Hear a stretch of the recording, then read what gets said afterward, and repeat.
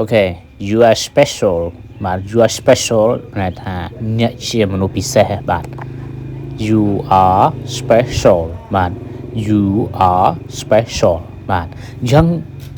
you are special បាទន័យថាអ្នកជាពិសេសឬក៏អ្នកជាមនុស្សពិសេសបាទអញ្ចឹងភាសាអង់គ្លេសគឺបងប្អូនអរគ្នាត្រូវរៀនប្រយោគអញ្ចឹងបានឆាប់ចេះបាទរៀនប្រយោគរៀន clear បាទដែលប្រើប្រាស់ប្រចាំថ្ងៃណាបាទ okay you are the best you are the best បាទ you are the best ហ្នឹងគឺមានន័យថាអ្នកល្អបំផុតបាទអ្នកធ្វើល្អបំផុតបាទសិងហ្នឹងគឺគ្រូសរសេរខុសអូខេបន្តទៀត you are so sweet you are so sweet បាទមានន័យថាអ្នកគួរឲ្យស្រឡាញ់ណាស់បាទបើយើងប្រែធម្មតាផ្អែមណាស់អ្នកផ្អែមណាស់បាទឬក៏អ្នកគួរឲ្យស្រឡាញ់ណាស់ឯងស្មើនឹងពាក្យថាអ្នកគួរឲ្យស្រឡាញ់ណាស់បាទ you are so sweet បាទអូខេតោះលើបន្តទៀត you are very calm បាទ you are very calm ក៏បាន very calm ក៏បានតង់អង់គ្លេសឬក៏តង់អាមេរិកអូខេយើងប្រែថាអ្នកចិត្តត្រជាក់បាទចិត្តត្រជាក់បាទយើង you are very calm ឬក៏ calm ក៏បានណាបាទខ្ញុំប្រែថាអ្នកចិត្តត្រជាក់អូខេបន្តទៀត you are very calm បាទគឺអ្នកចិត្តត្រជាក់ណាស់បាទនេះគឺយើងគ្រាន់តែប្រើពាក្យថា very មួយទៀតគឺណាស់បាត់ទៅហើយបាទអូខេ you are very calm បានន័យថាអ្នកចិត្តត្រជាក់ឬក៏ចិត្តស្ងប់ណាបាទចិត្តស្ងប់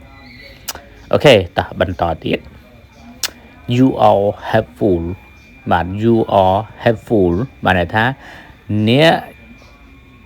គេហៅថាជាមនុស្សចេះជួយអ្នកដទៃណាបាទអ្នកជាមនុស្សចេះជួយអ្នកដទៃបាទអ្នកចេះជួយអ្នកដទៃចេះយកឧស្សាហ៍អញ្ចឹងទៅបាទអូខេបន្តទៀត you are a good friend you are a good friend បាទ you are a good friend មានន័យថាអ្នកជាមិត្តល្អបាទអ្នកជាមិត្តល្អឬក៏អ្នកជាមិត្តដ៏ល្អបាទអូខេអក្សរខ្មែរហ្នឹងល្អពីរត្រួតបាទអូខេបន្តទៀតដោយសារ font ទូរស័ព្ទរបស់វាមានបញ្ហាបងប្អូនណាបាទអូខេតោះឥឡូវយើងបន្ត you are a good teacher you are a good teacher បាទ you are a good teacher បានន័យថាអ្នកជាគ្រូបង្រៀនដ៏ល្អម្នាក់អ្នកជាគ្រូបង្រៀនល្អ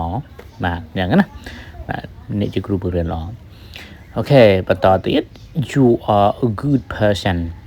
you are a good person បាទ you are a good person ហ្នឹងមានន័យថាអ្នកជាមនុស្សល្អបាទមនុស្សល្អដឹងទេបងប្អូនបាទមនុស្សល្អគឺមនុស្សដែលមានសារៈប្រយោជន៍ចំពោះសង្គមអូខេបន្តទៀត you are funny you are funny បាទ you are funny មានន័យថាអ្នកកំប្លែងអ្នកដែលធ្វើឲ្យគេសើចច្រើនអញ្ចឹងណាបាទមានន័យថា you are funny បាទ you are funny អ្នកកំប្លែងហ្មងណាពួកគេកំប្លែងអ្នកហ្នឹងអូខេ you are smart you are smart បាទ you are smart មានន័យថាអ្នកហ្នឹងគឺឆ្លាតបាទឆ្លាត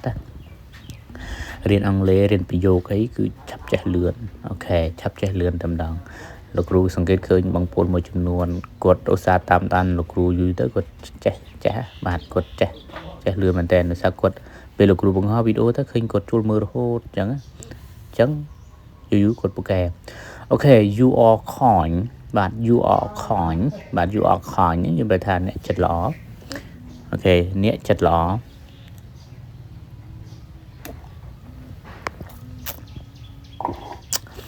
you are welcome here you are welcome here បាទ you are welcome here អ្នកស្វាគមន៍នៅទីនេះបាទស្វាគមន៍អ្នកនៅទីនេះអញ្ចឹងណាស្វាគមន៍អ្នកនៅទីនេះបាទអូខេតើបន្តទៀត you are my friend you are my friend បាទ you are my friend ខ្ញុំបានថាអ្នកជាមិត្តរបស់ខ្ញុំបាទ you are my friend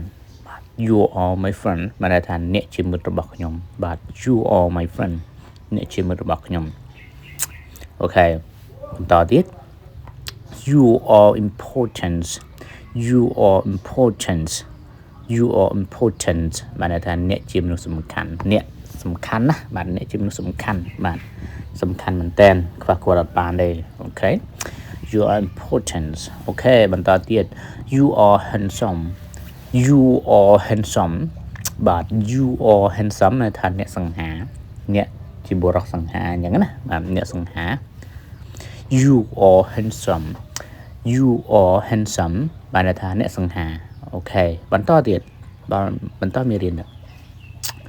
you are beautiful you are beautiful បាទ you are beautiful បានន័យថាអ្នកស្អាតបាទអ្នកស្អាត you are beautiful អ្នកស្អាតអូខេតោះឥឡូវយើងទៅបន្តទៀត you are amazing you are amazing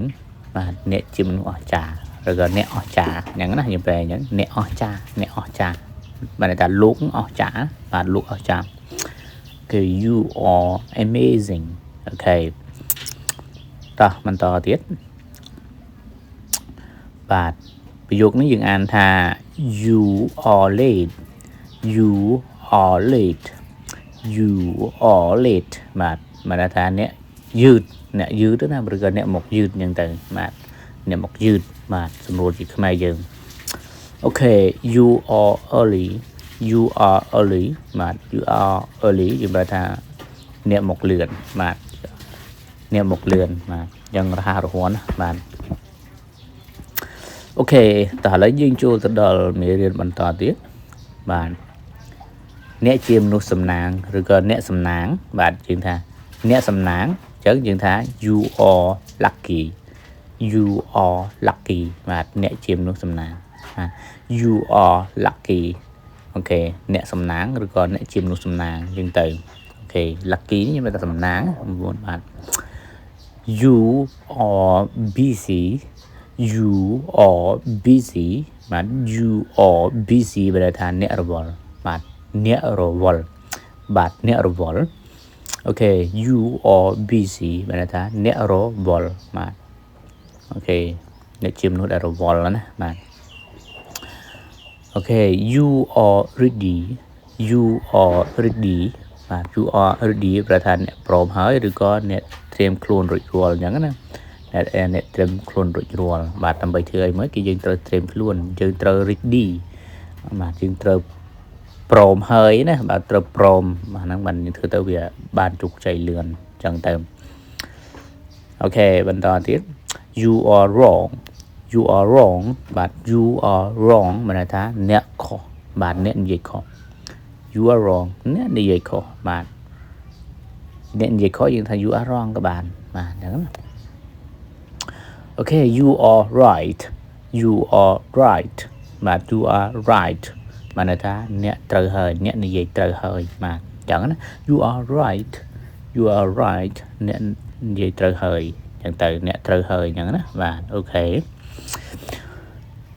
បន្តទៀតប្រយោគនេះយើងអានថា you are strong បាទ you are strong បាទ you are strong បានន័យថាអ្នកជាមនុស្សខ្លាំងបាទឬក៏អ្នកខ្លាំង